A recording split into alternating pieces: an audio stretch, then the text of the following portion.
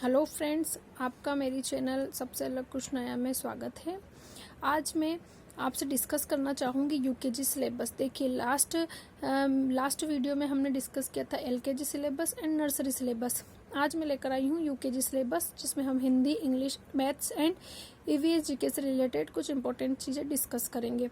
इसमें आपको मैं फिर से बताना चाहूँगी कि इस वाली वीडियो में वही बात जो मैंने लास्ट 2 वीडियोस में भी बताई थी कि ये जो सिलेबस है ये किसी भी बुक्स से रिलेटेड नहीं है। क्योंकि क्या होता है ना, अगर मैं बुक्स से रिलेटेड वीडियो बनाऊंगी पर्टिकुलर कि ये वाली बुक्स का आप यूज़ करें, तो ज़रूरी नहीं है कि वो आपके पास अवेलेबल हो।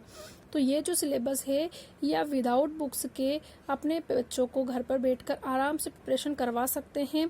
सारी वर्कशीट वगैरह कैसे क्या बनानी है, किस टाइप से इसमें से क्वेश्चन बनेंगे, वो मैं आपको सारा न्यू वीडियोस में एक्सप्लेन करूंगी क्लास वाइज। तो आइए सबसे पहले हम डिस्कस करते हैं यूकेजी सिलेबस के बारे में।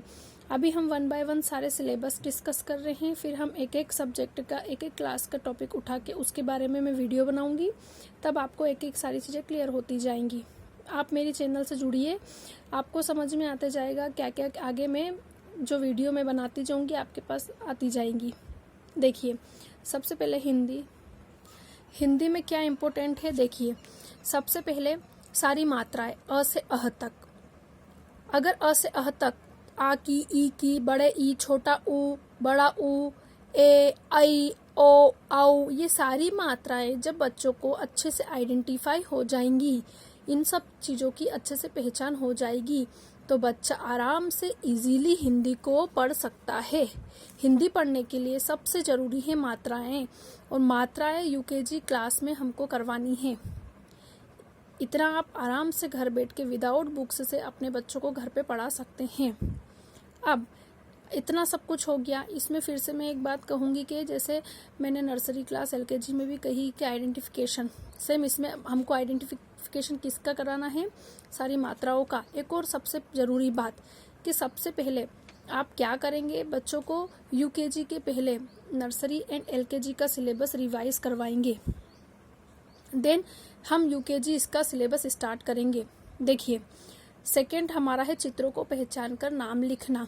इसमें आप सोच रहे होंगे कि ये किस टाइप से है। देखिए चित्रों को पहचानने से मीन्स ये है कि अगर हमारे घर में कोई चीज़ है, जैसे अलमारी का हम उदाहरण ले लेते हैं। अलमारी अगर हमने बच्चों को बोला तो उसे पता है कि हाँ ये अलमारी है, बट अगर हम यही चीज़ उसे लिखने को बोलेंगे कि बेटा ये आपकी कॉपी में लिख कर बताओ, तो अलमारी ये उसे लिखना थोड़ा सा टफ होता है। और इन्हीं चीज़ों की हमें प्रैक्टिस करवा के उनका राइटिंग स्किल को इम्प्रूव करना है। इससे आपके बच्चे की रिटर्न वर्क काफ़ी इम्प्रूव होगा और उनका हिंदी में रिटर्न वर्क बहुत अच्छा हो जाएगा। जितना वो राइटिंग करेंगे, अगर उन्हें रीडिंग आ गया है तो ही हम राइटिंग पर फोकस करेंगे, अदरवाइज राइटिंग का कोई मीन्स नहीं है अगर उन्हें रीडिंग ही नहीं आती है तो सबसे फर्स्ट हमारा है मात्राओं का आइडेंटिफिकेशन। देन जानवरों के नाम, महीनों के नाम, हिंदी में भी बच्चों को जनवरी, फरवरी, मार्च और ये सारी चीज़ें आनी चाहिए।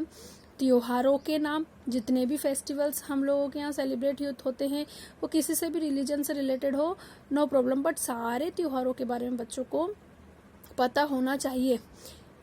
प्रश्नों के उत्तर देना, हाँ सबसे ज़रूरी बात, प्रश्नों के उत्तर मीन्स ये कोई भी प्रश्न उठा के दे दिया, ये नहीं। बच्चों को प्रश्न उत्तर, क्वेश्चन एंड आंसर, इनका मीनिंग ही नहीं समझ में आता है।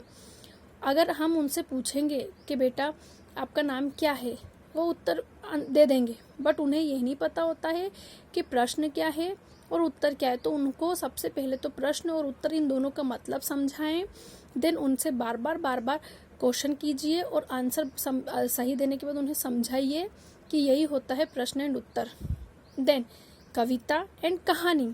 कहानी इसमें इसलिए ऐड हुआ है, कहानी और कविता बच्चों का जो कम्युनिकेशन स्किल्स है, जो सोचने की कैपेसिटी है, वो इंक्रीज होती है कहानी से, क्योंकि कहानी एक इमेजिनेशन होता है। अगर हम बच्चों से कहानी करते हैं, कहानी सुनाते हैं, तो कहानियों में क्या है, बच्चे अपने आप को उसी जगह पे फील करते हैं जो कहानी में चल रही है।